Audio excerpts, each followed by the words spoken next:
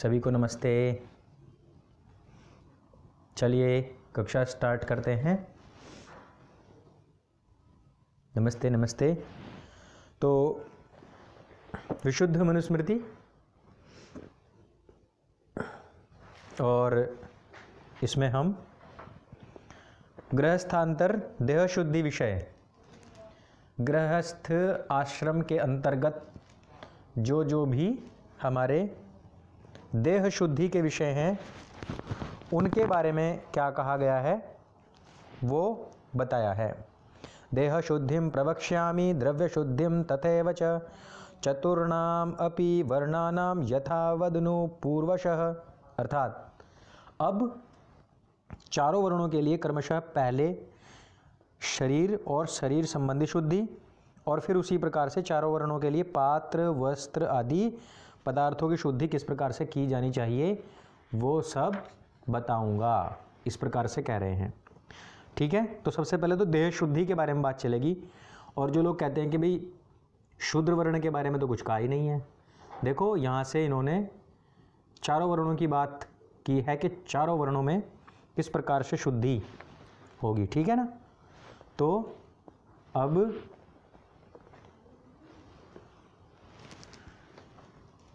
पहला जो इसमें श्लोक आया है, अच्छा पंचम अध्याय ही है ये, लेकिन देह शुद्धि के बारे में पहला है। ज्ञानम तपः अग्नि आहारो मृन्मनो वायुर्पांचनम। अर्थात सत्य ज्ञान की प्राप्ति, धर्म रूप तप या कष्ट सहन करना, अग्नि का प्रयोग, शुद्ध या रोग नाशक आहार, मिट्टी से धोना, शुद्ध संकल्प विकल्प, जल उबटन, सूर्य का प्रकाश या धूप, काल की अवधि, ये देहधारियों के तन मन को शुद्ध करने वाले पदार्थ हैं। क्या क्या है जो मन तन को शुद्ध करते हैं, क्या क्या करते हैं साफ। सबसे पहला क्या है, जल है। और जैसे कि मुल्तानी मिट्टी होती है तो उससे रगड़ के साफ करना, और शुद्ध संकल्प से, उससे भी क्योंकि मन साफ होता है। सूर्य की किरणों से, जिसको आजकल क्या बोलते हैं, धूप में लेट करके कौन सा वो करते हैं, वो सन बाथ लेते हैं ना। सन बाथ का बताया गया है इसमें कि धूप में लेटने से, यानी कि धूप की किरणों को लेने से शरीर की शुद्धि होती है। यदि किसी को सर्वाइकल रहता हो और फ्रोजन शोल्डर रहते हो, सर्दियों में बहुत ज़्यादा दिक्कत आ जाती है इसकी, तो उन लोगों को धूप में बैठना चाहिए। वो लोग अगर धूप में बैठ जाए तो उनको बहुत आराम मिलेगा। जिनको स्किन पे बार बार जो रैशेस हो जाते हैं उनको सर्दियों में आराम से बैठ जाना चाहिए, उनको भी बहुत आराम मिलता है। त्वचा संबंधी रोग जो होते हैं उसमें भी सुबह शाम की जो है ले सकते हैं। और आँखों में जो लालिमा आ जाती है, आँखों को सूर्य की तरफ देखते देखते और आँखों से पानी झरने लगे, इस प्रकार से शाम का सूर्य देखना चाहिए। ठीक है ना। तो सन बाथ लेने के लिए देख लो विदेशों तक लोग पहुँच, कितने विदेशी जो हैं सन बाथ लेते हैं। और परंपरा कहाँ की है, ये भारतवर्ष की है। और सन बाथ को आजकल क्या कहा जाता है, सभ्य समाज की पहचान बना दिया है इसको, सन बाथ को। और भारतवासी क्या कर रहे हैं, भारतवासी ये कर रहे हैं कि मनुस्मृति में तो अछूत कहा गया है, शूद्र कहा गया है और स्त्रियों को बहुत ज़्यादा नीचे रखा गया है। भारत में ये मचा पड़ा है। कौन सा बता रहा हूँ मैं आपको, ये पंचम अध्याय का जो अशुद्ध मनुस्मृति है उसमें ये 105वें नंबर पे मिलेगा और विशुद्ध में 14वें नंबर पे मिलेगा। फिर सर्वेषामेव शौचानाम अर्थ शौचम परम स्मृतम यो अर्थे शुचिर्हि सशुचिर्न मृद्वारी शुचि शुचि। अर्थात सभी शुद्धियों पवित्रताओं में धर्म से अर्थात पवित्रता से अर्थ संग्रह करना ही सर्वश्रेष्ठ शुद्धता पवित्रता है। जो अर्थ धन संग्रह के विषय में पवित्र है, अर्थात अधर्म अन्याय से धन ग्रहण नहीं करता, वही सर्वश्रेष्ठ शुद्ध पवित्र कहलाता है। मिट्टी और जल से होने वाली शुद्धता पवित्रता वैसी उत्तम शुद्धि नहीं है, अर्थात वह तो केवल बाह्य शुद्धि है, वास्तविक शुद्धि तो मन और आत्मा की शुद्धि है। अर्थात ये उन लोगों के लिए है जो बाहर से तो बहुत बन ठन के चलते हैं, बहुत चिकने चुपड़े रहते हैं, ऊपर से लिप पोत के पूरा, और कपड़े भी बहुत बढ़िया बढ़िया महंगे महंगे, और फिर क्या करते हैं, वो स्प्रे मारते हैं, है ना। परफ्यूम वर्फ्यूम भी तो आजकल खूब चल रहे हैं। तो वो सब करने वाले जो लोग हैं, वो क्या बताया गया है, बोले वो कोई उत्तम शुद्धि की कोटि में नहीं माना गया है।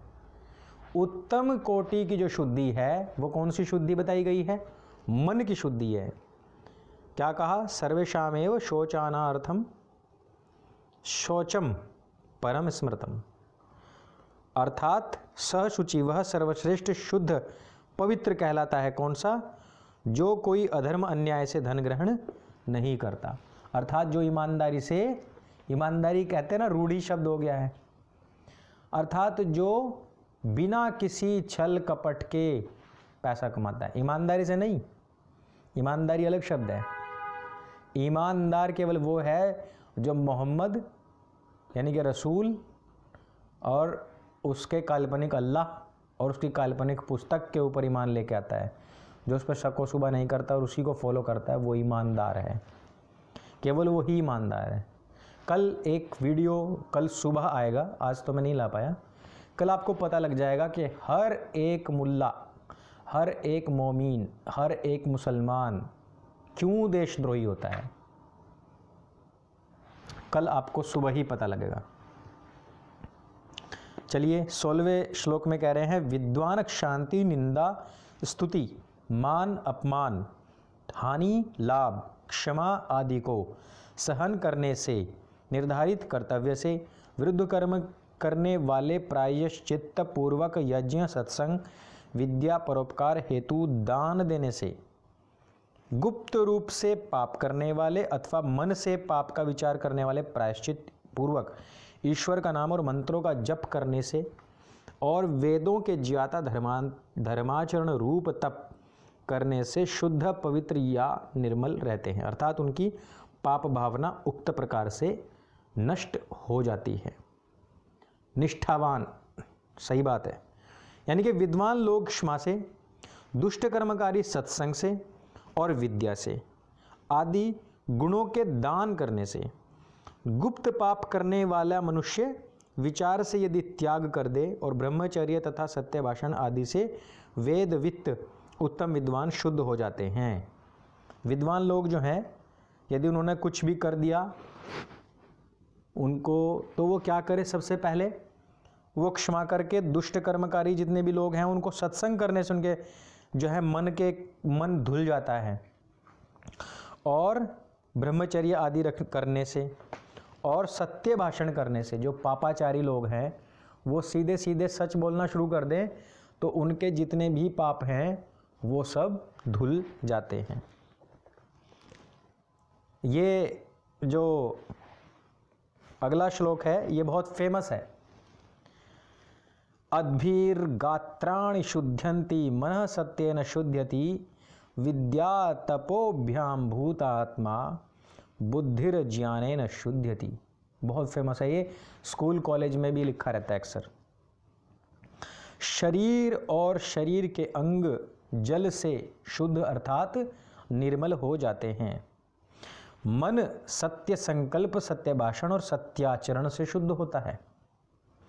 जीवात्मा विद्या प्राप्ति और धर्म पालन रूप तप से शुद्ध होते हैं तथा बुद्धि जो है वो अधिकाधिक सत्य ज्ञान के अर्जन से शुद्ध व निर्मल होती है। बुद्धि काहे से होती है निर्मल? अत्यधिक मतलब अधिकाधिक सत्य ज्ञान की प्राप्ति। झूठी पुस्तकें बहुत सारी लिखी गई, बहुत सारी लिखी गई हैं। खुद को नबी पैगंबर प्रॉफेट घोषित करने के चक्कर में लोगों ने बहुत सारी पुस्तकें लिख दी हैं, पर सब झूठी पुस्तकें हैं। सच्ची पुस्तक केवल एक जो किसी मनुष्य के द्वारा नहीं लिखी गई हो। तो इस वजह से जो सर्वमान्य पुस्तक वो है वेद, और उसी के लिए इसमें कहा गया है सत्य विद्याओं का आचरण ही करें। एष शोचस्य वह प्रोक्तः शारीरस्य विनिर्णयः नानाविधानां द्रव्याणां शुद्धेः शृणुत निर्णयम। अर्थात यह जो शरीर और शरीर संबंधी मन बुद्धि आत्मा की शुद्धि का निर्णय तुमसे कहा, अब विभिन्न प्रकार के पदार्थों की शुद्धि का निर्णय सुनो। द्रव्य शुद्धि के विषय में कह रहे हैं, तेजसानाम मणीनाम च सर्वस्याश्यमस्य च भस्मानर्दभि मृदा चैव शुद्धिरुक्ता मनीषिभिः। ये आपकी जो मिश्रित पुस्तक है उसमें 111 नंबर का है और विशुद्ध में ये आपको 19वें नंबर का श्लोक मिलेगा। तेजस पदार्थ चमकीला सोना आदि और मणियों तथा उनके पात्रों को और सब प्रकार के पत्थरों के पात्रों की शुद्धि विद्वानों ने भस्म यानी कि राख, जल और मिट्टी से कही है। मिट्टी में रेत भी आती है। रेत से जितने भी तेजस प्रकार के पदार्थ हैं उनको राख से हम रगड़कर साफ करें तो उससे मिट्टी से रगड़कर हम साफ करें तो भी चमक जाएगा। चांदी वगैरह के जितने भी आप देखोगे गहने वगैरह जो होते हैं तो उनको यदि हम रेत से ऐसे सूखी रेत उठाओ और उसको ऐसे रगड़ दो तो उससे ही चमक जाएगी। या राख हो, राख सूखी राख से उसको रगड़ दो तो तुरंत ही वो चमक जाती है। इस प्रकार से अलग अलग पदार्थों की देखो जहाँ से तुमको जीना आता हो। जो पुस्तकें जीवंत देव प्रतिमाएं तुमको जीना सिखाती हैं, काम करना सिखाती हैं, किस तरीके से व्यवहार करना है वो सिखाते हैं, वो होते हैं आपके पूर्वजों की पुस्तक या ईश्वरीय पुस्तक। और जो लोगों को मारना काटना ही सिखाती हैं शुरू से लेकर आखिर तक और पूरी तरीके से अस्त व्यस्त हों, कहीं कुछ लिखा है कहीं कुछ लिखा है, इस तरीके की जो पुस्तकें हों वे सब मनुष्यकृत होती हैं। और वो पुस्तकें कैसी होती हैं? वो पुस्तकें ऐसी होती हैं उनको पढ़ के भी दिखेगा, पता लगेगा। जैसे अफीम पी रखी हो, दारू चढ़ा रखी हो, दारू पी के और बस सनाब सनाब जो मुँह आया बके जा रहे हैं, वैसा लगेगा। और इनमें आपको जब पढ़ेंगे तो आपको लगेगा कि एक सीक्वेंस है, एक तरीका है, एक सलीका है, सिस्टमेटिक है। वो सब चीज़ें आपको पढ़ने से ही पता लग जाता है कि कौन सी मानव की लिखी है, कौन सी दानव की लिखी हुई है और कौन ईश्वर की लिखी हुई है। निर्लेपम कांचनम भांडम अद्भिरेव विशुध्यति अब्जमश्यमयम चैव राजतम चानुपस्कृतम। अर्थात जिसमें किसी चिकनाई, झूठन आदि का लेप ना लगा हो, सोने का पात्र, जल में उत्पन्न होने वाले मोती, शंख आदि से बना पात्र, पदार्थ या जलोत्पन्न पदार्थों से निर्मित कमंडलू आदि और पत्थरों के पात्र जैसे कि कुंडी, खरल आदि, चित्रकारी की खुदाई से रहित चांदी का पात्र, ये केवल जल से ही शुद्ध होते हैं।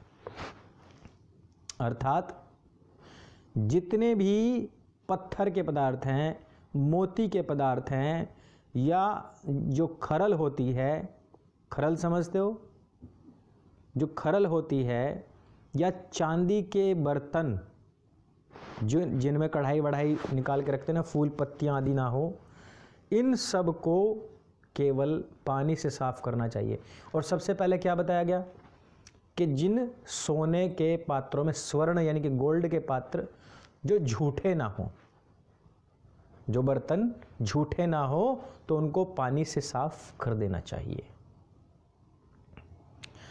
अब अगर जाहिल कौम यहाँ बैठी हो तो क्या कहेगी, अरे सोने के बर्तन में झूठन कहाँ से आ गई? सोने का तो बर्तन की इमेजिनेशन नहीं कर सकते जाहिल कौम, जबकि यहाँ तो सोने के बर्तनों में खाना खाया जाता था। तो सोने के बर्तन हो, चांदी के बर्तन हो, जिनमें झूठन ना हो, उसको पानी से सीधे साफ करो। अगर कोई हीरे का हीरा हो या मोती हो या कमंडलू हो या शंख हो या पत्थर का कोई बना हुआ पदार्थ हो यानी कि बर्तन हो, तो उसको राख वगैरह से रगड़कर साफ नहीं करना चाहिए, उसको पानी से धो देना चाहिए। खरल, खरल वो होती है जिसमें घोटते हैं, पत्थर की बनी होती है वो। दवाइयाँ वगैरह देखिए ना, दवाइयाँ पीस लेते हैं जब डॉक्टर के यहाँ, देखा होगा आपने, वो होती है खरल, उसकी पत्थर की बनी हुई। आगे कहा है कि तांबा, लोहा, कांसा, पीतल, रांगा और सीसा, इनके बर्तनों की शुद्धि यथा आवश्यक होने पर ही राख, खट्टा पदार्थ और जल से करनी चाहिए। राख से किसकी? तांबा, लोहा, कांसा। और फिर कहा है खट्टे पदार्थ से किस किस की? उसमें आता है तांबा, पीतल और रांगा, ये खट्टे से भी करते हैं इनकी। और कांच की किससे कहा गया है? कांच की करनी है केवल जल से, जल से करनी है कांच के पदार्थ की, ना खट्टे से करनी है, ना राख से करनी है, ना मिट्टी से और ना ही रेत से। द्रवाणाम चैव सर्वेषां शुद्धिरुत्पन्नं स्मृतं प्रोक्षणं सहतानं च दारवाणां च तक्षणम्। यानी कि सब घी, तेल आदि द्रव पदार्थों की शुद्धि साफ करने और छान लेने से और ठोस वस्तु जैसे कि लकड़ी की चौकी आदि की जल छिड़ककर पोंछने से तथा लकड़ी के पात्रों की शुद्धि घिसने या छीलने से स्मृतम मानी गई है।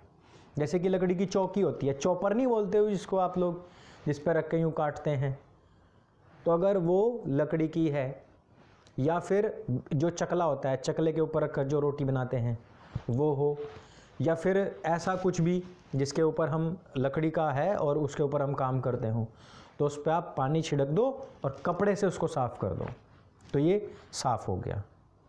ऐसा नहीं कि उसके ऊपर चाहे गोबर भी गिर गया हो, चाहे उसके ऊपर कुछ भी गिर गया हो, और तब भी बस ऐसे ही साफ़ करना है।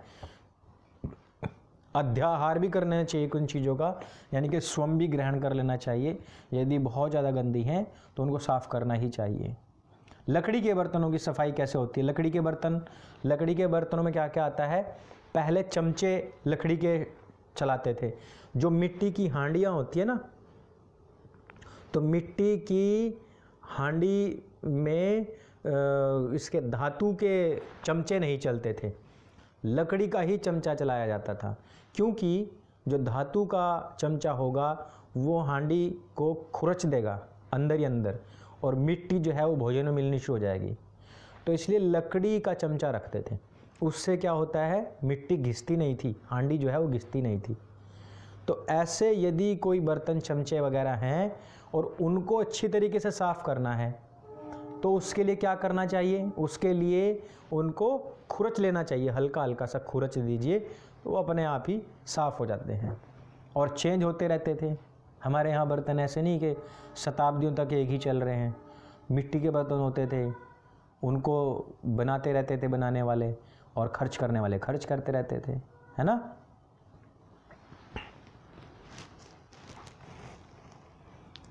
आगे, और घी के कैसे करने हैं? सब घी, तेल आदि द्रव पदार्थों की शुद्धि साफ करने और छान लेने से हो जाती है। यानी कि घी है जैसा, तो घी में कुछ गिर गया तो उसको क्या करो, छान लो। तेल है, तेल की शुद्धि कैसे होती है? उसको रिफाइंड कर लेते हैं, बस 2-3 कपड़ छान कर लो उसकी, वो ठीक हो जाएगा।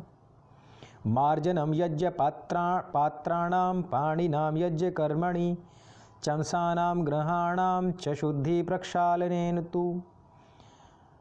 अर्थात यज्ञ कार्य में प्रयुक्त यज्ञ के पात्रों की, चमचों और कटोरे की शुद्धि हाथ से रगड़ कर मांजने और धोने से होती है। यह शुद्धि चिकनाई रहित पदार्थों की गई है। पहले ही इसमें नोट डाल दिया गया है कि जो आचमन के जो पात्र होते हैं, सामग्री आदि के जो पात्र होते हैं, उनको पानी डाल के हाथ से बढ़िया से उनको रगड़ दो, साफ़ हो जाते हैं। लेकिन इसमें ये नहीं कहा गया है कि घी के पात्र भी, आगे बताएंगे। चरुणाम श्रुत श्रुवाणाम च शुद्धिरूष्णेन वारिणा स्फयर शूर्पश कटानां च मूसलो लूखलस्य च। अर्थात घृत आदि की चिकनाई लगे पात्रों की शुद्धि की विधि ये है कि यज्ञ के लिए पाक बनाने के पात्र, चरुस थाली आदि, श्रुक और श्रुव नामक चम्मच विशेष, यानी कि जिससे हम घी डालते हैं ना, उसकी डंडी थोड़ी लंबी होती है ताकि हम दूर से दूर ही घी उठाएं और डाल दें, ठीक है, उसको श्रुव बोलते हैं, श्रुवा। तो क्या कहते हैं, तलवार की आकृति का जो खादिर वृक्ष का बना खड्ग होता है, खुरचने वाला, शूर्प यानी कि छाछ, शकट यज्ञीय पदार्थ ढोने की जो गाड़ी है, और मूसल यानी कि ओखली आदि जिससे कि हम सामग्री वगैरह कूटते हैं, वो सब के सब गर्म जल से धोने से साफ होती हैं। जितने भी घी आदि के पात्र हैं उनको क्या करेंगे, उनको हम गर्म पानी से साफ कर लेते हैं। और घी को जो खुरचने का होता है, एक चाकू जैसा होता है लकड़ी का, उससे हम घी को वगैरह को यूँ साफ़ करते हैं, तो उसको भी क्या करना है, उसको भी गर्म पानी से धोना है। गर्म पानी से धोएंगे तो क्या होगा, जितना भी उसमें घी वगैरह जो जमा हुआ है वो सब कुछ उतर जाएगा, साफ़ हो जाएगा, ठीक है। और अभी विशुद्ध मनुस्मृति 5वां अध्याय 25वां श्लोक है। अद्भिस्तु प्रोक्षणं शौचं बहूनां धान्यवाससां प्रक्षालनेन त्वल्पनामद्भि शौचं विधीयते। अर्थात बहुत से अन्नों और वस्त्रों की शुद्धि जल से धोने अर्थात डुबोने पहुँचने मात्र से हो जाती है, किंतु कुछ अन्न और वस्त्रों की शुद्धि जल से मसल कर धोने से होती हैं। अर्थात कुछ तो कपड़े और अन्न भी ऐसे होते हैं कि आपने उनको जल में डाल दिया और बाहर निकाल दिया तो इतने में ही वो साफ़ हो जाते हैं, लेकिन कुछ ऐसे होते हैं जिनको जल में डाल करके अच्छे से रगड़ के, बढ़िया से रगड़ के उनको तब साफ़ करना पड़ता है। ये कौन कह रहा है, बैक्टीरिया ख़त्म हो जाएंगे। भाई बता रहे हो, पूछ रहे हो। और ये बैक्टीरिया है ना, बैक्टीरिया वास्तव में कहीं नहीं होता है, ये हमारे और आपके दिमाग में है। बैक्टीरिया जो है ना वो दिमाग में है। आगे कहा है, रेशमी और ऊनी वस्त्रों की शुद्धि क्षार मिश्रित पदार्थों से, कंबलों की शुद्धि रीठों से, मलमल के कपड़ों की शुद्धि बेल फल से, अलसी आदि की छाल से बने वस्त्र, वल्कल वस्त्रों की शुद्धि पीली सरसों से होती है। सारी चीज़ें बता दी हैं आपको। अब आप चाहे बैक्टीरिया का राग गाते रहो, ये जितने बैक्टीरिया वाले हैं ना आजकल, ये सारे के सारे ऐसे हैं, ऐसे यूं इनको पकड़ोगे ना तो अंदर तक हिल जाएंगे। जितने भी बैक्टीरिया से बचने वाले हैं, जितने आजकल लाइफ बॉय के हैंड वॉश से हाथ धो रहे हैं, जितने भी हैं शहरों में दौड़े फिर रहे हैं बैक्टीरिया से बचने के लिए सारे काम कर रहे हैं ना, वो सारे के सारे नाक पकड़ते इनके दम निकलेंगे। और जितने भी गांव में होंगे ना, आपको बिल्कुल एकदम मिट्टी में खेलते कूदते जितने मिलेंगे, वो सारे के सारे एकदम सॉलिड मिलेंगे। ये भी इसी में ही है।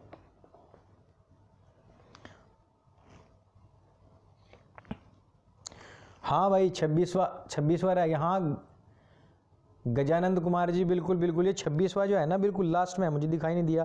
26वां पढ़ते हैं, चलो।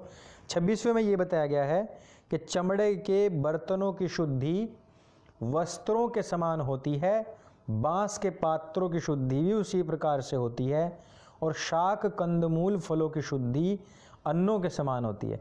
जो शाक और कंदमूल और फल होते हैं उनको अन्न के समान धोना चाहिए। चमड़े के बर्तन की शुद्धि वस्त्रों के समान होती है। अब सोचेंगे चमड़े के बर्तन कौन से होते हैं?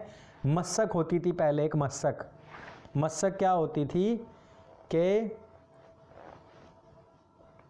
वो गांव से कौन कौन है यहाँ जो खाद डालने के लिए जाते हैं, तो हमारे यहाँ क्या करते हैं, एक जो खाद की जो बोरी, खाली बोरी होती है ना, उसको यहाँ ऐसे बना लेते हैं, यहाँ तो वो यहाँ लटक जाती है वो, और ऐसे यूँ पकड़ते हैं उसको, उसमें से खाद निकालते हैं और यूँ बिखेरते हैं, ठीक है, वो खाद यूँ निकालते हैं।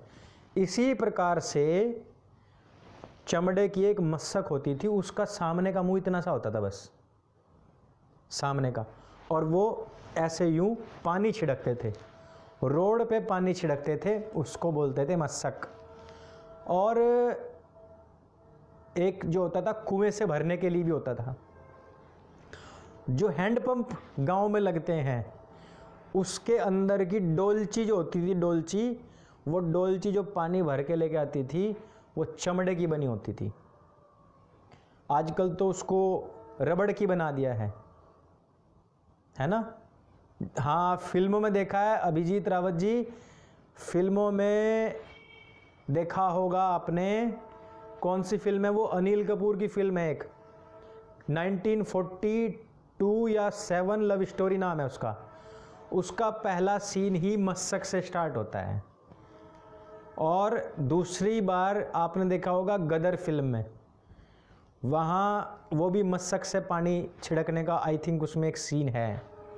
आजकल के बच्चों के लिए बता रहा हूँ, अगर यहाँ आजकल के बच्चे होंगे तो उनको पता लगेगा।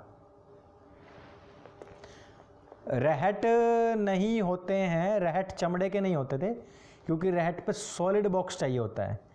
रहट के ऊपर सॉलिड बॉक्स वो लोहे का या लकड़ियों का होता था। कनस्तर होते हैं ना, कनस्तर जो लोहे के बने होते हैं, 15 लीटर का घी का या तेल का, वैसे होते थे रहट के ऊपर चिपके हुए।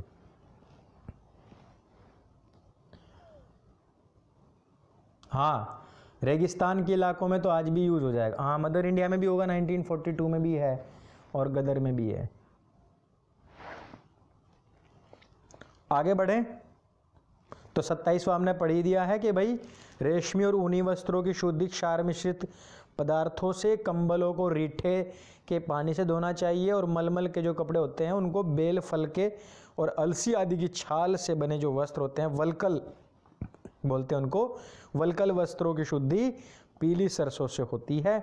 आगे बताया गया है कि शंख, सींग, हड्डी, दांत, इनसे बने पदार्थों की शुद्धि बुद्धिमान व्यक्ति को वलकल से बने वस्त्रों के समान अथवा गौमूत्र और पानी से करनी चाहिए। गौमूत्र को इतना शुद्ध माना गया है कि जो सींग से बने हुए कोई पात्र हो, या शंख वगैरह जो होते हैं, या जो हड्डी से बने हुए जो पात्र होते हैं, हड्डी का ये मतलब समझना ना कि वो जानवरों की हड्डियां निकाल के ही कुछ बनाया गया होगा, है ना। इस प्रकार से उनकी साफ सफाई होनी चाहिए। और घास, काष्ठ और पुआल से बने पदार्थ जल में डुबोकर पहुँचने से शुद्ध हो जाते हैं। घर की शुद्धि धोने से, बुहारने से और लीपने से हो जाती है। मिट्टी का पात्र या पदार्थ फिर से आग पर रखने से, उसमें जल आदि पकाकर धोने से वो शुद्ध हो जाते हैं।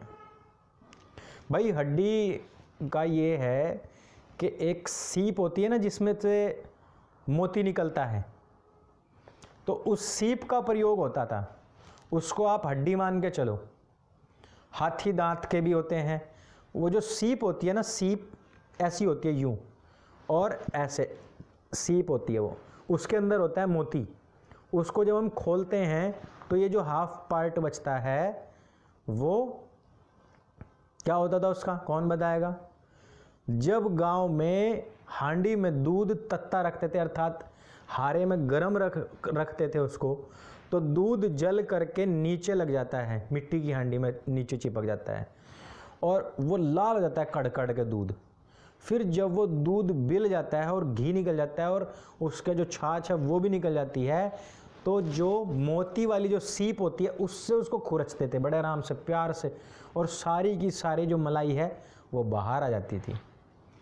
वो होते हैं कौड़ी। तो गले में टांगने के लिए है, लेकिन कौड़ी बहुत अच्छी दवाई है। कौड़ी से पथरी जो स्टोन हो जाता है ना, किडनी स्टोन, कौड़ी से उसकी दवाई बनती है, बहुत शानदार दवाई बनती है उससे।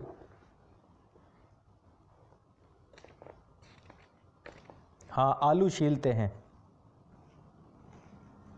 पता तो सब कुछ है। मुझे लगता है कभी कभी ये नाम ही अच्छे नए नए से लगते हैं आप लोगों के। आयु आपकी आई थिंक काफ़ी है, 50-60 साल हो रखी है सबकी, एक्सपीरियंस पूरा लेके बैठे हो यहाँ।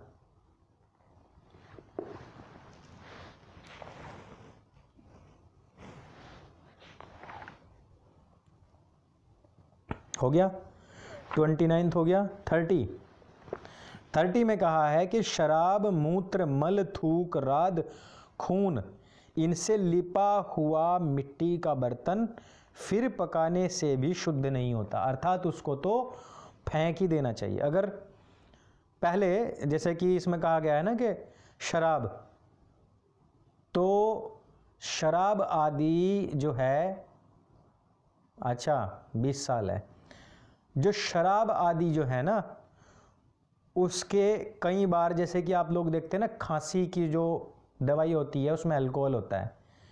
तो शराब आदि का यहाँ पर प्रयोग क्या बताया गया, क्यों बताया गया है? क्योंकि कई बार उसका औषधि के रूप में प्रयोग करना पड़ता है। अच्छा, मूत्र, मल, थूक, राद, खून, अर्थात जब कोई रोगी वगैरह हो तो उसका इकट्ठा करना पड़ जाता है, तो वो काहे में करते हैं? जो मिट्टी का बर्तन होता है।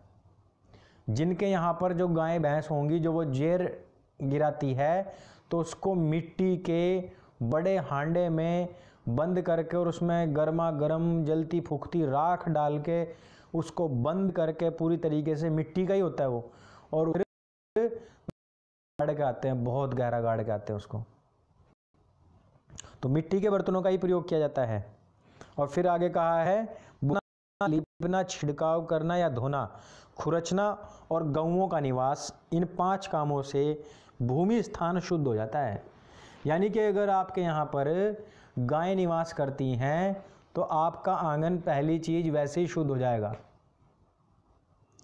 क्योंकि जो गौमूत्र है उससे बहुत सारे बैक्टीरिया और बहुत सारे कीटाणु मरते हैं। अभी जो बैक्टीरिया वाले आए थे, सुबह सुबह खाली पेट 2 ढक्कन गोधन अर्क और 2 ढक्कन पानी और सवेरे पी जाओ, और फिर जहाँ जाना है, जहाँ खेलना है वहाँ जाओ, तो कोई सा बैक्टीरिया हो, चाहे कितने दम लगा लो, चाहे खुद मोहम्मद ने फूंक मार के भेजा हो, वो बैक्टीरिया भी आपको कोई हानि नहीं पहुंचा सकता। ठीक है, बैक्टीरिया वाले।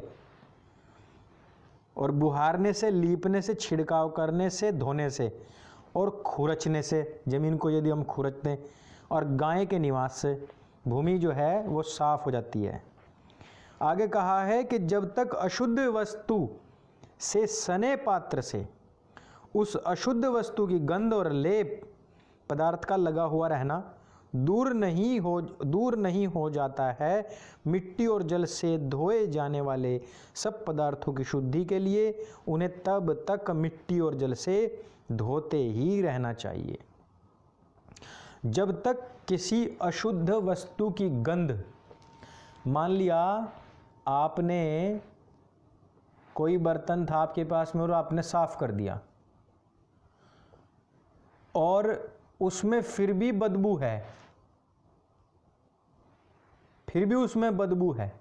तो इसका मतलब वो बर्तन साफ नहीं हुआ है। तो ऋषि कहते हैं उसको राख से, पानी से तब तक उसको धोते रहें जब तक उसकी बदबू भी ना चली जाए। ठीक है, बदबू होना मतलब उसकी अशुद्धि ही है तब तक। और फिर आगे क्या कहा है कि यह सब वर्णों के लिए संपूर्ण शरीर शुद्धि अर्थात देह, मन, बुद्धि, आत्मा की शुद्धि और उसी प्रकार पदार्थों की शुद्धि तुम्हें कही। अब स्त्रियों के धर्म और कर्तव्यों को सुनो। अब तक पुरुष का चल रहा था ज़्यादातर, मैं नहीं कहता कि सब कुछ पुरुषों का ही चल रहा था, लेकिन अब तक ज़्यादातर पुरुषों के बारे में ही चल रहा था। अब गृहस्थ अंतर्गत पत्नी धर्म विषय आरंभ होगा और इसको हम कर लेंगे। और इसकी जो भूमिका है वो कहा गया है कि स्त्री के पिता, पति, पुत्र से अलग रहने से क्या क्या हानियां हो सकती हैं, इसके ऊपर लोगों ने बहुत वहम फैलाया हुआ है कि स्त्री को तो ये कहा गया है कि वो तो सदा सर्वदा अधीन रहे, पहले पिता के, फिर पति के, फिर पुत्र के। तो ऐसे में जो महिलाओं के प्रति, महिलाओं के मन में मनुस्मृति के प्रति जो गलत भ्रांतियां फैलाई गई हैं, उनका हम कल निराकरण करेंगे। तो पेट में गर्मी ज़्यादा हो तो क्या करें, शीशम के पत्ते खाएं, शीशम की कोंपलें जो होती है ना वो खाया करो, और गोधन अर्घ पीने में कोई दिक्कत नहीं है। सत्य सनातन वैदिक धर्म की जय। सीधे बैठ जाओ, ओम का उच्चारण करेंगे।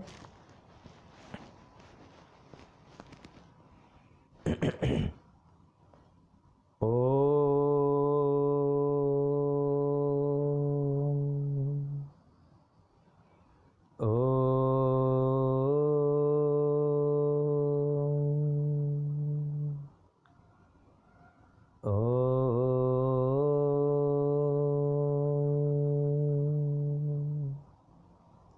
सभी को सादर नमस्ते, शुभ रात्रि।